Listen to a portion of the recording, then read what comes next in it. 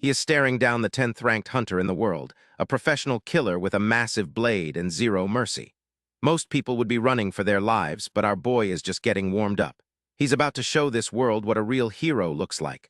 Let's rewind. Hyun-seok Lee has been away from Earth for 20 years.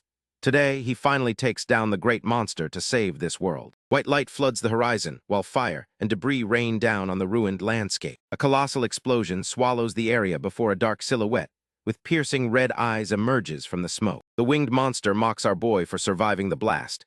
It then points out that his companions, the mage, saint, and knight, are barely hanging on. Gripping his spear, the hero fires back that the beast isn't looking too good either. The monster screams, "You cocky bastard," as purple energy clashes violently against Hyun-seok Lee's spear. Our boy grunts while holding a blue energy field against the pressure.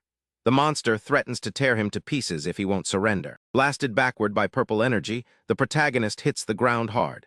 The beast claims this land belongs to its fangs, but the MC answers with a roar of pure determination. Both sides collide again in a storm of purple energy and blinding light. Gripping his weapon tight, the hero ignites in golden flames and declares, "Let's put an end to this." A titanic explosion erupts with enough force to turn the entire sky white. Gritting his teeth, the protagonist braces himself against the blinding flash. Golden light streaks across the dark sky as Hyun-seok Lee charges forward with his sword and activates his paradox flame. A horizontal blast of energy tears through the air.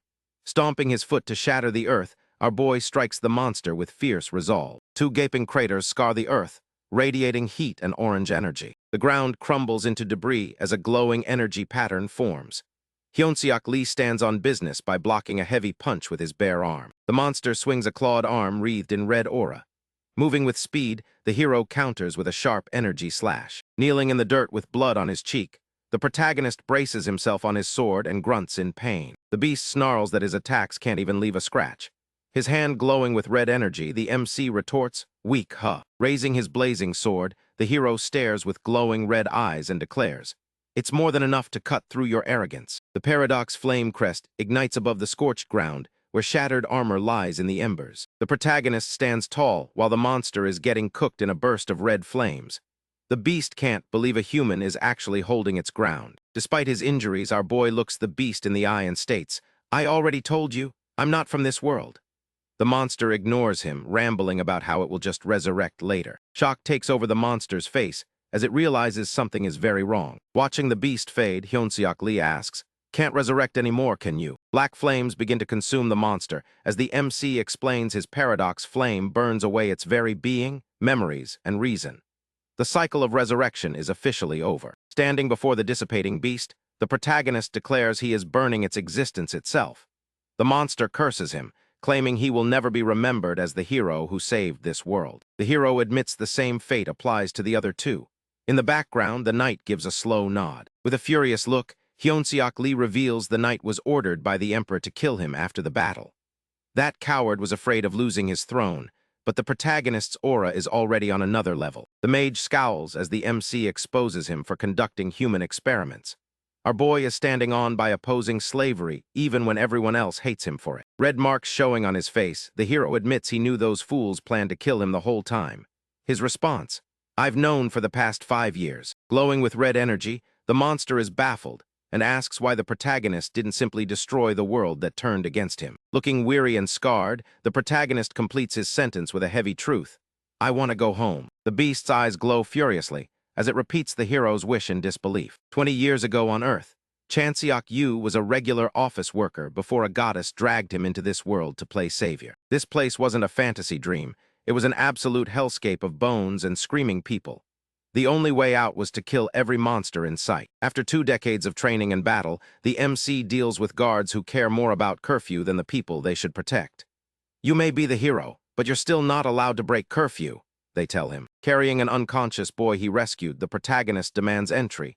"I saved a boy from the village. Let me in." These soldiers refuse to waste medicine on a child. This world is cruel and leaves the weak to rot. A man screams in agony while the hero helps hold him down for a brutal amputation.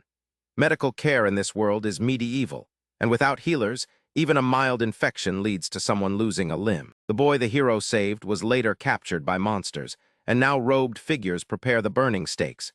He only survived the monsters because a demon possessed him. The robed man tells the hero to lose his useless pity. Surely the chosen hero would not defy the will of God, he says, while our boy is disgusted by their lack of human rights. 20 long years of endurance finally lead to the defeat of the final monster. Smoke rises from the remains of the beast. Bloodied and exhausted, the MC looks at the destruction and breathes out. It's finally over. Instead of a celebration, a voice declares they cannot let him live. The betrayal from his own allies is straight diabolical, as the hero admits. I absolutely hate this world. An unnamed man grimaces in pain, struggling to keep it together. Battered and broken, the protagonist realizes he cannot move to defend himself. In trying to kill a monster, the people of this world created another one. He lets out a heavy, forced exhale. Screaming toward the sky, the hero demands the goddess keep her promise. I accomplished my mission, keep your promise. A golden flash reveals the goddess, who gives him a gentle smile and praises him for killing the monster. The MC isn't interested in praise. He reminds her, you said that once I defeated the final monster, you would send me back to Earth with my soul intact. The goddess questions if he really wants to leave all this power behind. He is strong enough to threaten her position, but she warns him that everything he achieved as hero Hyunseok Lee will fade away. He laughs in her face and tells her to drop the act.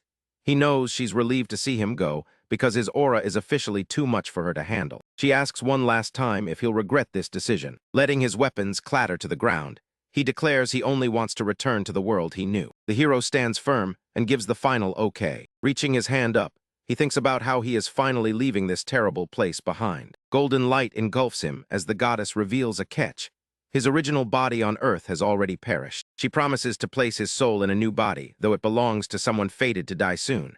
Our boy wants to know, who will I become? The light offers reassurance about his survival. Hyunseok Lee stands on the fiery ground, thinking he doesn't care about a difficult life or a fated death as long as he reaches Earth. Golden light swallows his face, while he dreams of being happier on Earth than he ever was in that other world. A small glow flickers on in the dark, signaling the start of something new. Waking up in a modern bed, our boy Chanseok Yu looks around and asks, am I back? Sitting up with a groan, he curses those rotten otherworld bastards. He never wants to see those traitors again, but a mirror catches his eye and stops him cold. Staring at his reflection, the hero touches his new face and realizes, so this is me now. Dropping to his knees, he finally accepts the reality that he is actually back on Earth. Chanseok Yu loses it over the simple things, screaming, get a load of this, mages, at a faucet of clean water. He even marvels at the gas stove, realizing his days of chopping firewood are over. Peering into an open box, his eyes go wide with pure shock. He can't believe it's actually fried chicken. With a heavy gulp, the protagonist dives into the meal, sitting on the floor to devour every bite. Tears start flowing because the food is that good. He is standing on business by finishing every scrap of the meal he missed so much. A simple thought crosses his mind. He finally gets to have a normal life again. While he relaxes, a red pillar of light pierces the city sky right outside his window. He realizes 20 years have passed here too, but he shrugs it off while that red light looms in the distance. Modern life might be hard to adjust to, but he tells himself it can't be worse than the nightmare he left behind. Standing under a powerful shower, he revels in the hot water that flows without any effort. Cool air from the AC fills the room while he looks out at the blue sky, thinking how much better this is than that disgusting other world. The MC smiles at the thought of video games, but his peace is shattered when a skeletal face screams right in his ear. Panicked and confused, he hears an announcement over the speaker system calling for all residents. The announcement warns that an erosion point has appeared in the complex. Our boy is crashing out while demanding to know what's happening. His eye begins to glow with a familiar golden intensity. Looking up in horror, he sees masked monsters pressing against a barrier. These things are definitely trying to aura farm by surrounding him from above. A sharp-nailed hand smashes through the glass, sending shards of light everywhere. Running down the stairs for his life, he looks back as the monsters crash through the walls behind him. These things are everywhere, pressing forward with murderous expressions while he yells, what the hell? Earth is falling apart as masked monsters climb the stairs under a clear sky. Chanseok Yu escapes through a broken window and peeks around the corner, sighing, I finally got them off my back. A kid runs past him yelling, oh hey, a person. Our boy tries to warn him, but the kid interrupts to ask if he's seen where the monsters went. This child actually wants to kill them and asks, wanna come with me? The MC can only reply, excuse me. It has been 13 years since the first invasion, and the frustration of this world is setting in. The protagonist cannot leave a kid behind, even if the brat is waving a stick and bragging about erosion points being older than him. Yu ends up joining the little guy. The kid asks if erosion points are doors for monsters that appear at random. Yup, Yu replies as a nightmare of hands and eyes crawls out of a dark portal. Our boy survived a hellscape only to find Earth turned into one too. He screams internally, "This is so unfair, DU goddess." Yu asks how the kid doesn't know the basics, and the boy explains he was in America where things are different. Apparently, the American president got impeached for trying to sneak his daughter into Korea because no one is allowed in. Yu quickly changes the subject by asking about the kid's favorite hunter. The boy lights up and shouts, Si-Yoon Lee. She's the number 10 hunter in the world, swinging a greatsword against massive monsters. The MC realizes regular people are fighting now and wonders how that's even possible. As the kid raves about her greatsword, our boy muzzles him to shut him up. Holding the confused kid, Yu grits his teeth in frustration. 6 monkey-like monsters are lurking in the shadows, and our boy has already spotted the one trying to hide. His new body is decent, but the kid is shaking with fear. The confidence the brat had earlier is completely gone. He doesn't even have a proper weapon to work with. Sensing something in the air, he realizes it's mana. It's the exact same energy he saw in the other world. A masked monster starts sizzling with dark energy as our boy makes his move. The beast lets out a SKREE as its head flares up. 20 years of built-up mana might be gone, but there is plenty in the air to use. Swirling blue mana surrounds his hand as he smirks. Our boy's paradox flame is built different and ready to go since it is engraved in his soul. Purple energy crushes the monster instantly. The kid is in awe and shouts, "Whoa, you're amazing, mister." The kid calls it an innate ability, and Yu realizes that is the local term for his powers. The boy runs toward the remains, babbling about some video he saw on how to make sure monsters stay dead. Yu is locked in, as the purple fire refuses to go out until the target is gone. Yu touches the dissolving remains with a bloodied hand.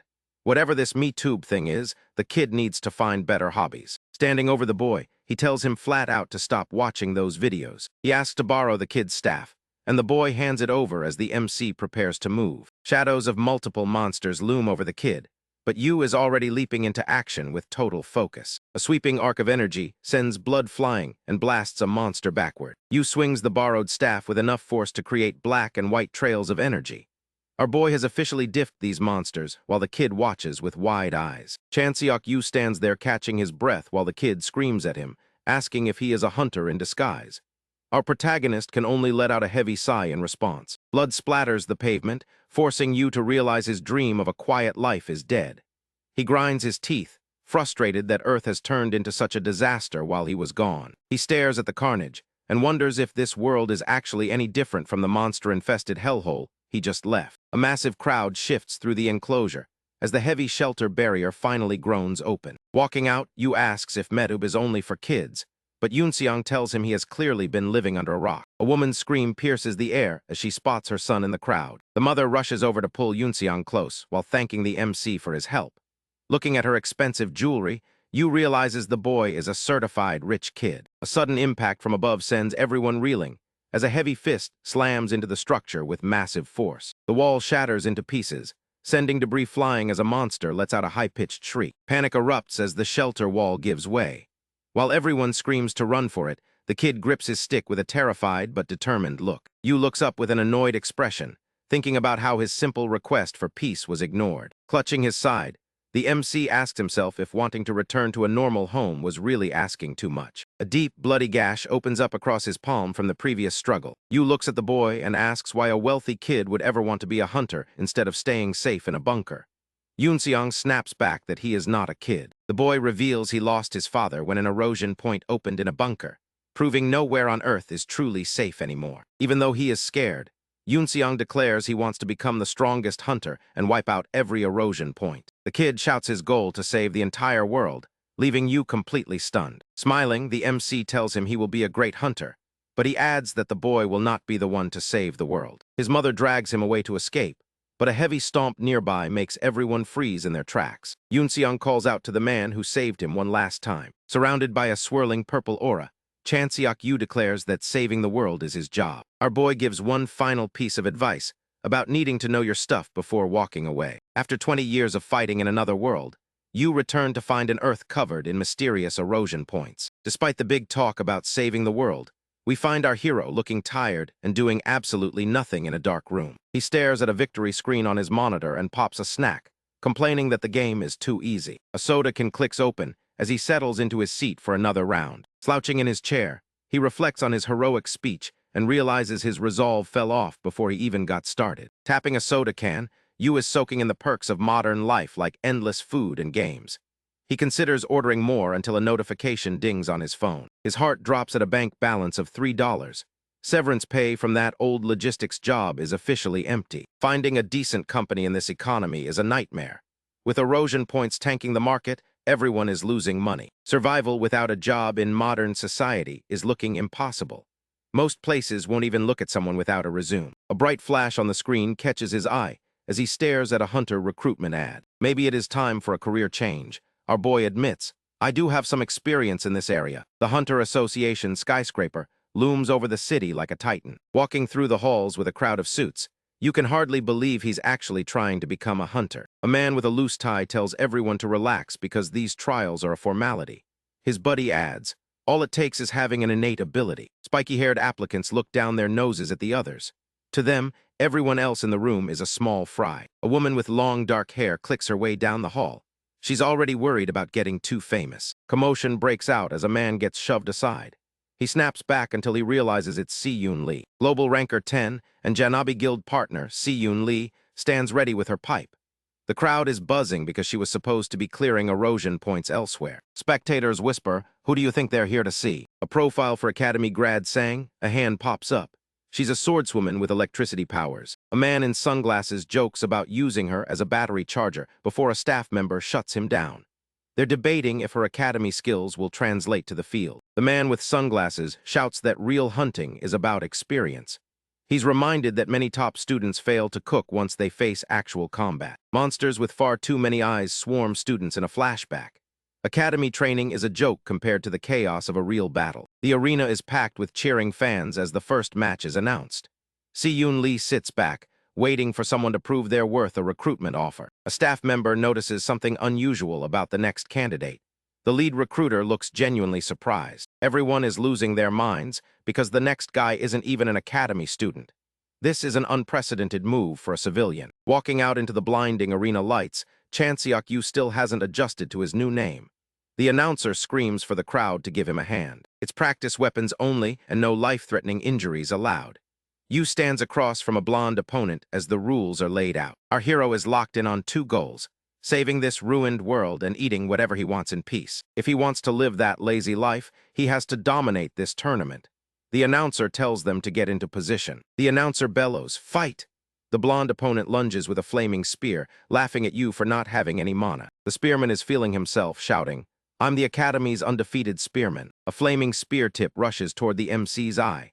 The weapon slams into the floor with enough force to shatter the ground. Yu isn't there when the dust clears. The opponent is left staring at a hole in the floor, wondering where the target went with such massive aura. Chanseok-Yu appears behind the blonde opponent and grabs his shoulder.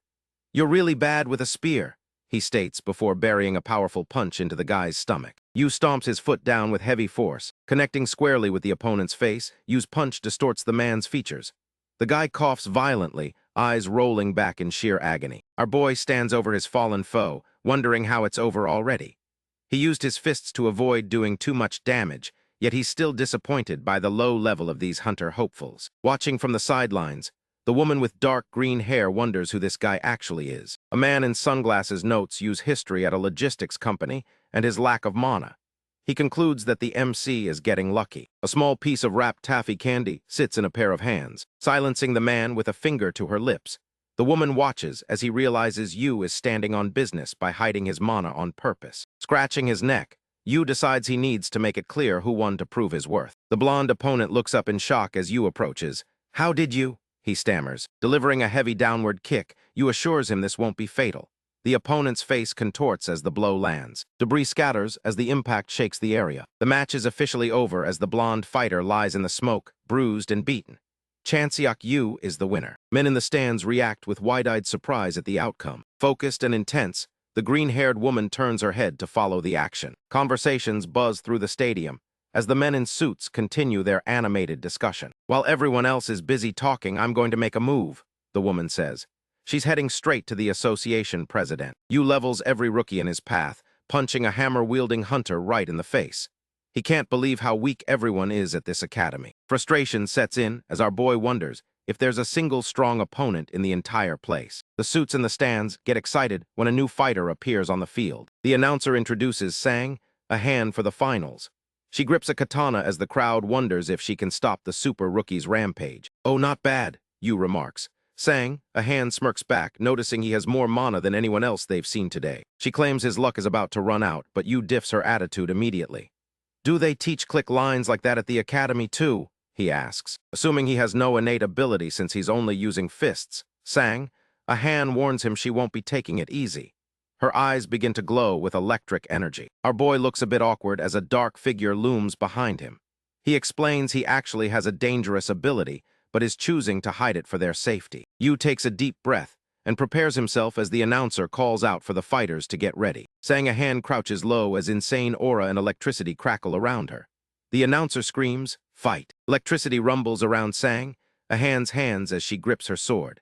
Our boy's eyes widen as she lunges forward with a powerful burst of lightning and light. Sang, a hand's eyes are locked on her target with pure concentration. Yu hits the floor after dodging the strike. Sang, a hand, is in total shock and screams, "He dodged my lightning with nothing but a jump." Analyzing the move midair, Yu realizes she runs a current through her sheath and blade to turn it into a literal railgun. Crouching low, the MC admits she is his toughest opponent yet, but notes she is missing something.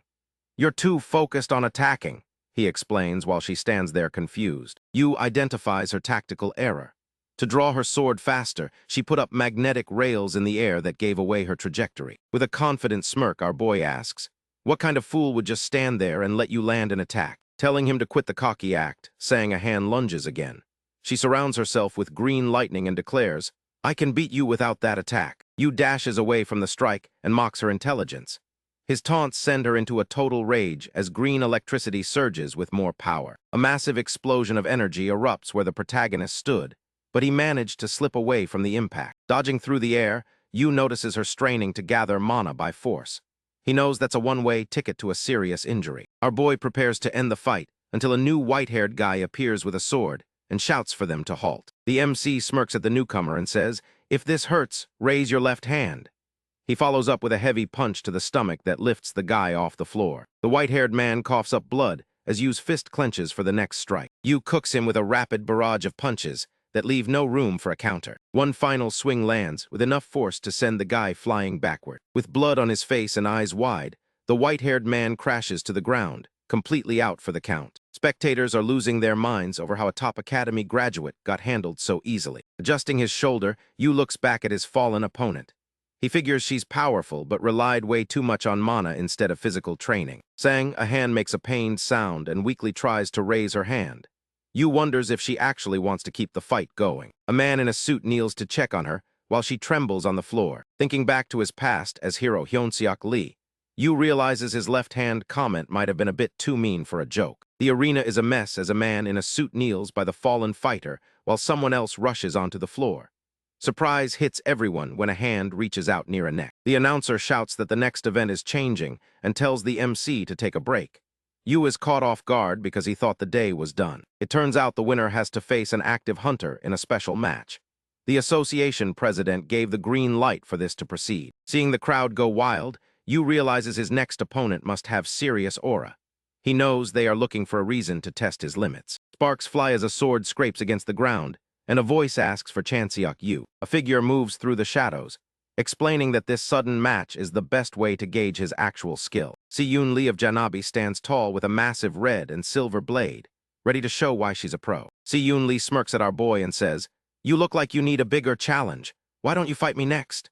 Recognition hits the protagonist hard as he realizes he is staring down the 10th-ranked hunter in the world who is clearly built different. Sensing her power, the MC realizes his untrained body is far from ready to handle a threat of this caliber. Even with a proper spear, he knows he should not be able to win, yet he gives her a confident smirk anyway. Chanseok Yu accepts the challenge immediately, declaring, "All right, let's do it." The official with the headphones is shocked he wants to go right away, while Si-Yoon Lee calls the hero bold for his confidence. A defeated fighter is carried away on a stretcher, while our boy calculates his next move. He decides that taking this fight is the best way to maximize the value of the tournament. A spearhead clatters to the ground as Yu decides she is the perfect opponent. Clutching his weapon and radiating a blue aura, our boy is locked in as he prepares to finally show off. Chanseok is taking a beating, and the crowd is absolutely stunned. Our boy needs a miracle to turn this around. The green-haired woman swings her sword with enough force to level a building. Chanseok blocks the strike with his bare arm, but the sparks flying show he is standing on business. Chanseok wonders, how can a woman's body have this much power? Before he can find an answer, she sends him flying across the arena with a heavy kick. Even though she is winning, the woman notices her speed is starting to drop compared to when the fight started. Chanseok is covered in dirt and frustration.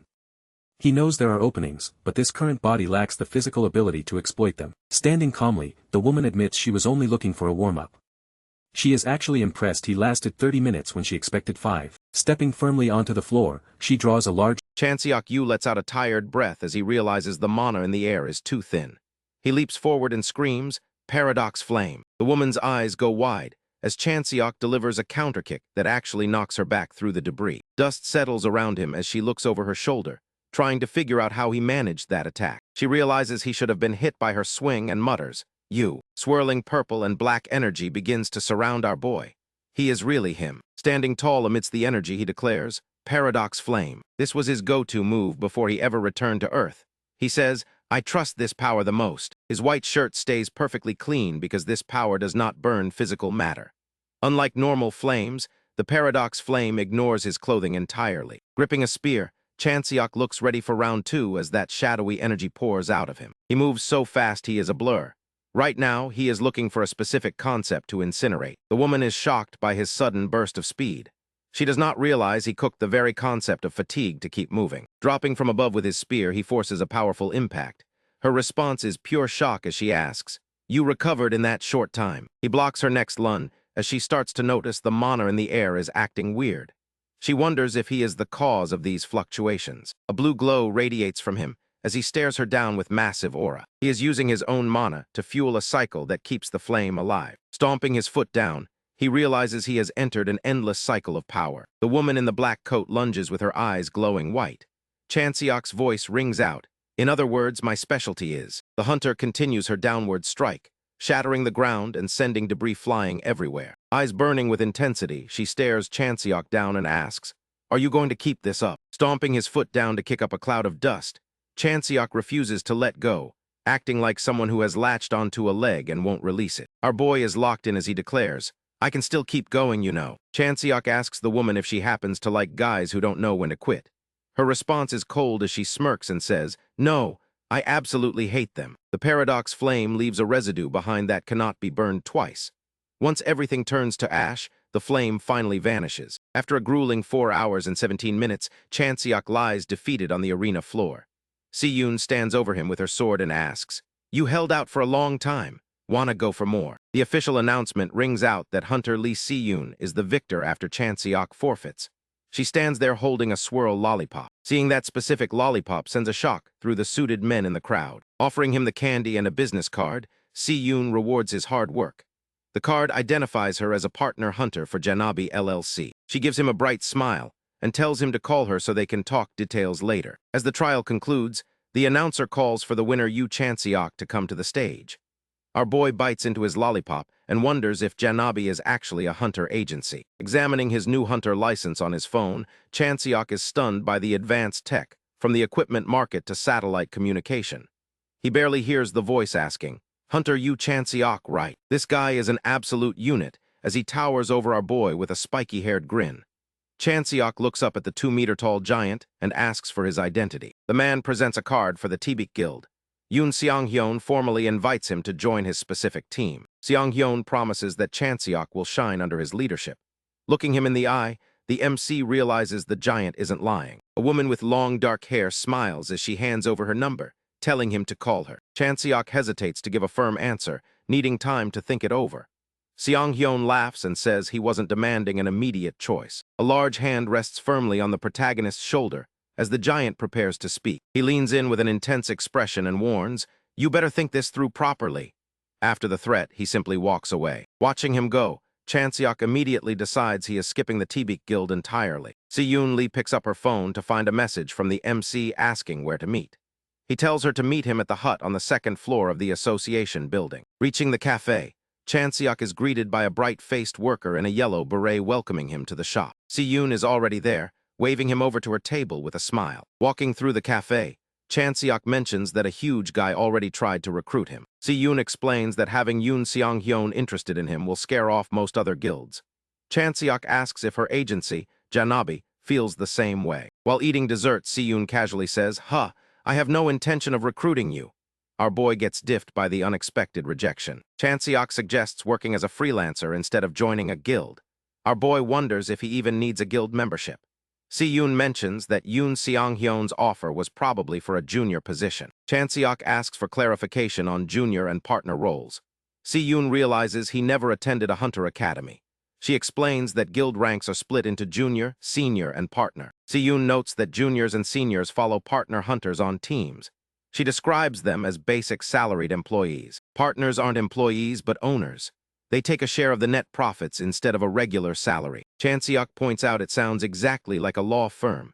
Si-yoon confirms guilds were actually modeled after that structure. Scaling the ranks isn't the only way to become a partner. Chanseok figures that if he produces enough results, the offers will start flowing in on their own. Si-yoon hands him a piece of candy with a smile. Chanseok wonders why she keeps feeding him sweets while worrying about his lack of professional experience. Si-yoon offers to help him find work for free. Suspecting a catch, our boy asks why she is doing so much for him. Her motive is simple. She wants his loyalty for when he becomes famous later. The MC realizes he is basically being put in her debt. A brown envelope slides across the table with a new job offer. It involves a failed attempt to clear a rift on Jaedongdo Island 2 years ago. The task requires patrolling the island for any new rifts. The pay is 20 million won total, with a portion paid up front. Tapping the table, she admits the pay is pretty low for a job that could kill him. Her advice is to get strong if he wants more money. She asks for his final answer. The MC begins to speak. Driving along the coast, the woman with green hair reports his progress to an unseen listener. She mentions how Chanseok cleared a tournament using nothing but his bare hands. She admits he stood on business for 4 hours against her, even though she was holding back. She explains that as a 10-year veteran, she should have easily toyed with him. Lasting that long makes him a freak of nature. This woman doubts she will ever see another monster like him in her life. The location for his mission is confirmed as Jaedongdo Island. A voice questions the choice, noting the mission usually requires hunters with actual field experience. Doubts arise about whether the newcomer can keep up with veterans. A hand grips a sword as someone tells the boss not to worry. A gray-haired woman confirms she paired him with someone reliable. The boss decides to trust the judgment of the Janabi agency's brain. The dark-haired woman wonders how strong the kid will be once he reaches her level. A spear-wielding man in a cloak walks away while considering the MC's potential. His prediction is chilling. Once Yu Chanseok hits that level, he'll be strong enough to kill the boss. 1 month ago, a deliveryman grunts under the weight of a heavy package. He searches for the right apartment number. Complaining about the heavy load, the delivery worker reaches the door. Chanseok stares at the incredibly long package that finally arrived at his home. A metallic latch clicks open. With a smirk on his face, our boy is clearly locking in as his eye begins to glow. Chanseok Yu grips his ornate spear and says, "The spear should be fine with this." Hunters rely on elixirs to store and control mana during emergencies. These potions offer a condensed mana boost that the body absorbs quickly to replenish reserves. Our boy is locked in as he uses his unique method of directly absorbing mana from the atmosphere. This gives him unlimited fuel, and constantly cycling mana like this strengthens his channels for even bigger outputs later. Small mana channels make it hard to unleash power instantly. To fix the delay, he pours an elixir into a bottle to store some energy before the real fighting starts. Chanseok Yu looks out the window and calculates that a month of training should get him exactly where he needs to be. The team heads to Jaedongdo Island in Incheon. A massive crowd of people is already lined up outside the village buildings under the cloudy sky. A hunter presents a QR code on his smartphone to gain entry. The staff member confirms the identity of Hunter Yu Chanseok and assigns him to Squad 8. A sign with the number 8 marks their gathering point. Other hunters in the group look stressed out. Some complain about the wait, while others worry about the danger or focus on the paycheck. Si-yoon Lee approaches Chanseok Yu and jokes about his hair finally settling down. He grins back, claiming it was just static electricity before. Since they are in the same squad, she suggests they work together. Our boy asks why he should bother, and she admits she wants to learn from him because he is the stronger one. Chanseok Yu asks if her shoulders dislocate often, teasing her about being a spear user with chronic issues. She clicks her tongue and thinks he needs to take better care of himself. A staff member calls for everyone's attention to begin the mission briefing for Squad 8. The official explains that corrosion rifts are ranked by class, with Class 1 being the peak of danger. He notes that the primary rift in an area is known as the Alpha. The Alpha Corrosion Rift is located at an old, angular church on the island. The team is warned to stay away because these rifts only grow stronger over time. Their job is to patrol the nearby towns and eliminate any new rifts. Some veterans are worried about getting cooked because the squad includes a rookie. Upon arriving at the island by boat, the atmosphere shifts. The cloaked spearman notes that the chilling energy is enough to make his blood turn cold. Walking down the wooden deck with the gray-haired woman, Chanseok-yu thinks everyone is being way too dramatic about the vibe. A red rectangular device starts letting out a loud, insistent beep. The control room offshore monitors everything on the island and remains ready to send help if requested. The team leader with the axe starts laying out a scouting plan that will take about a week to complete. A man with glasses suggests using Hwagiasa Temple as a base, but a muscular guy in a tank top immediately gets aggressive. He demands to know why the rookie is even there and rejects the temple idea. The man with glasses argues that the temple provides a perfect vantage point for the surrounding towns. Yoon Seong-hyun fires back that they might get surrounded on a mountain, causing a heated argument. Watching the drama unfold, Chanseok-yu is standing on business while calling them idiots for defying logic. Yoon Seong-hyun refuses to follow orders from an inexperienced hunter. Tall trees loom overhead as Chanseok-yu asks why the guy doesn't act separately. Movement begins through the dense forest. Our boy notices someone with mana levels higher than Han Sang-ae's is following them. Chanseok-yu looks at Kim Min-ji and asks why he followed them. The man smirks and says he was worried about letting two rookies act on their own. Chanseok-yu's eye reacts as he senses something shifting in the area ahead. His foot skids to a stop as he raises a hand. He tells Kim Min-ji and Han Sang-ae to wait. Chanseok-yu shushes the group and tells them to sneak a peek over the ridge. Kim Min-ji grunts in confusion, wondering what the plan is. A massive pack of grotesque monsters with razor-sharp claws prowls through the dark forest. Kim Min-ji's face pales as he suggests a detour because there are at least 50 of those things down there. Chanseok-yu ignores the fear and asks what the man's unique skill is. Our boy stares him down and asks, "Isn't it natural for a hunter to fight corrosion creatures?" He demands to know that skill again. Thinking back to earlier, the hunter revealed his strongest skill is flame, specifically fireball. Chanseok-yu tells him he's going to attack first on signal. Kim Min-ji looks like he saw a ghost. Panicking, Kim Min-ji turns to the saint, Han Sang-ae, to see if she's really on board with this madness. He argues that 3 people taking on 50 monsters is suicide, especially on the protagonist's first mission. Help isn't coming in time, according to Chanseok-yu. The map of the island confirms they are completely isolated from the other hunters on the coast. Muscular creatures with glowing eyes loom in the distance. The MC explains that if these things scatter, they'll become a nightmare for every other hunter in the area. Realizing the logic, the hunter starts to calm down. Chanseok-yu decides a surprise attack is their only shot at winning this. Using a knife to scratch a plan into the dirt, the MC assigns roles. The mage hits the center while our boy holds the line on the sides. Kim Min-ji is stunned by how much experience this guy seems to have. He's standing on business with a strategy like that. Pig-like monsters snarl with glowing eyes. Kim Min-ji lunges forward with a massive fireball and screams, "Now!" A golden explosion rips through the center of the pack. Monsters shriek as the flames swallow them whole. Breathless, the mage calls out that he needs a second to recharge.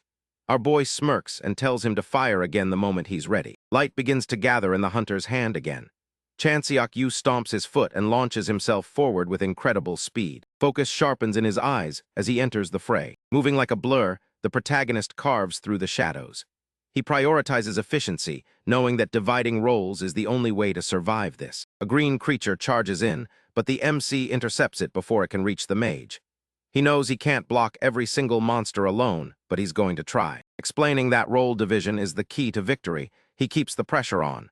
A blade clears the leather of its sheath in an instant. Steel meets monster flesh as a bright impact shatters the lead creature's defense. Han Sang-ae looks up, yellow energy crackling around her sword. She calls out, "Chanseok-SSI, I'm ready." Grinning, our boy tells her to let it rip and leaps into the air. A massive burst of energy erupts right where he was standing. The resulting blast diffs the remaining monsters, turning the entire area into a crater of white light. A cloaked figure grips a heavy spear. He lets out a chilling command to kill them both. The spear flies through the air and slams into the ground with enough force to shake the forest. Looking out over the misty landscape, the spearman stands ready for blood. Kim Min-ji's eyes widen as he hears a click behind him. Someone praises their hard work as the hunter pulls his pistol and aims. A voice calls out Kim Min-ji's name. The man behind him finishes his sentence with a menacing tone. Sweating but locked in, the hunter keeps his pistol leveled at the new threat. Someone shouts for Kim Min-ji. Our boy with the orange spiky hair smiles nervously while holding a device and asks, "Could you please step aside?" He thought for sure he was about to get a bullet to the head. Gripping the device tightly, Kim Min-ji presses it down into the monster corpse. Chan Seok-yu asks if it's a microchip. Kim explains it's for the junk dealer who collects the goods after the mission. Confused by the term, Chan Seok-yu asks for clarification. Min-ji notes that hunters can't carry every heavy piece of loot themselves. Tagged corpses get picked up by dealers and loaded onto trucks for processing. The profit from the monster parts gets split based on the contract between the hunter and the dealer. When asked about trust, Min-ji says finding a reliable dealer is the key to the whole business. He shifts to praising Chan Seok-yu for wiping out 50 monsters by himself, but a sudden shock cuts him off. A massive gray corrosion creature with red wings and jagged teeth bursts through the ground in an explosion of debris and purple energy. Chan Seok-yu shields Min-ji from the falling rocks. Standing over the fallen hunter, he checks to see if he's still in one piece. Kim Min-ji clenches his fists and looks up in frustration, demanding to know what's happening. Chan Seok-yu grips his weapon while the gray-haired woman stays close behind them. The beast flashes a wide, menacing grin filled with sharp teeth and red gums. Locking onto the threat, Chan Seok-yu realizes this isn't a normal encounter. A muscular mid-boss corrosion creature with red horns looms over them in the dark forest. Chan Seok-yu confirms their luck just ran out. Chan Seok-yu clenches his jaw and mutters a curse under his breath. He knows the world isn't going to save itself. The mid-boss lets out a low growl as Chan Seok-yu eyes the leader of the pack. Detecting a level of mana far beyond the small fry, the cloaked spearman declares, "I'll handle this. Do not interfere." Kim Min-ji tries to suggest a pincer attack to buy time for an escape, but Chan Seok-yu isn't hearing it. He shuts them down and shouts, "Stop talking and get back. Do you want to go home in a body bag?" The companions stare in shock at the command. Holding his spear firm, Chan Seok-yu stands his ground with a purple aura and insists he's better off fighting this one alone. Chan Seok-yu plans to unleash his paradox flame without worrying about hitting his friends. He stares down the monster and says, "Come on, you bat bastard." Purple energy streaks across the air as the battle begins. Seeing the intensity, the gray-haired woman asks if they should help while Min-ji worries that their leader is in trouble. Min-ji realizes there's no need to step in. It looks like the cloaked spearman is on the defensive, but he hasn't been touched a single time while evading midair. The gray-haired woman watches the exchange with a serious and thoughtful look on her face. The mid-boss swings a powerful attack, but Chan Seok-yu stays low to the ground and dodges perfectly. The woman realizes these are strikes she would have struggled to even see coming. Black flames erupt from the spear every time it connects with the beast. The MC is locked in as he manages to dodge and counterattack simultaneously. Smoke rises from the monster's frame as the black flames start to take their toll. The monster is visibly slowing down under the relentless pressure. Chan Seok-yu flashes a wide, confident smile. He is clearly enjoying himself despite the danger. Sweat beads on the gray-haired woman's face as she watches in disbelief. She can't wrap her head around the skill level being displayed. Fierce strikes from the spear start breaking off pieces of the monster's hide. Watching the destruction, the woman asks herself how any of this is even possible. Chan Seok-yu puts his full weight into a massive swing that creates a crushing impact. His grip on the spear is absolute as he exerts his full strength. Chan Seok-yu suddenly launches his spear high into the sky, sending it spinning through the air. Our boy has insane aura as he prepares his next move. The gray-haired woman's eyes widen as the spear flies toward the mid-boss corrosion creature. "The spear!" she exclaims. Even our boy seems surprised by the power of his own throw. The mid-boss corrosion creature lunges aggressively. "YOOCHANSYOKSSI, watch out!" Someone screams to warn him. The beast's snarling mouth snaps right at the MC's face, but hits a powerful impact that stops it cold. Looking completely calm, Chan Seok-yu watches the creature's jaw recoil. The monster gets thrown backward, its body twisting as red and black energy explodes around it. Our hero diffed the beast. Standing over the creature with his weapon planted, the protagonist notes it still has some fight left. "To think it can still move after I've burned all of its strength," he thinks. His eyes narrow with intense focus. "I'll have to finish it off for good," he declares internally. Kim Min-ji and the gray-haired woman are stunned by the turnaround. Kim Min-ji can't believe his eyes, wondering how a hunter who looked like he was being pushed back put the monster down so easily. Chan Seok-yu calls out to his companion, "Kim Min-ji ESSI?" He asks if it's normal for a beast like this to show up here, prompting a nervous explanation about Grade 3 rifts and corrosion zones. Looking serious, the hero reviews the classification of corrosion rifts. They go from Grade 1 to Grade 3, while anything else remains unclassified. Based on the monster's power, Chanseok-yu realizes the Jayadongdo Island rift has hit Grade 3. The mage and saint react with pure shock at the news since the briefing said it was unclassified. The gray-haired woman tries to argue that the briefing said otherwise. Think about it rationally, the protagonist fires back. If it's not Grade 3, there's no other way to explain this situation. Kim Minji looks completely distressed at the realization. He notes that the survival rate for a Grade 3 rift is practically 0 for most hunters. The mage begs the MC to go save the other hunters on the island. Chanseok-yu's response is short and cold. I reject. He explains that he can't save every hunter alone.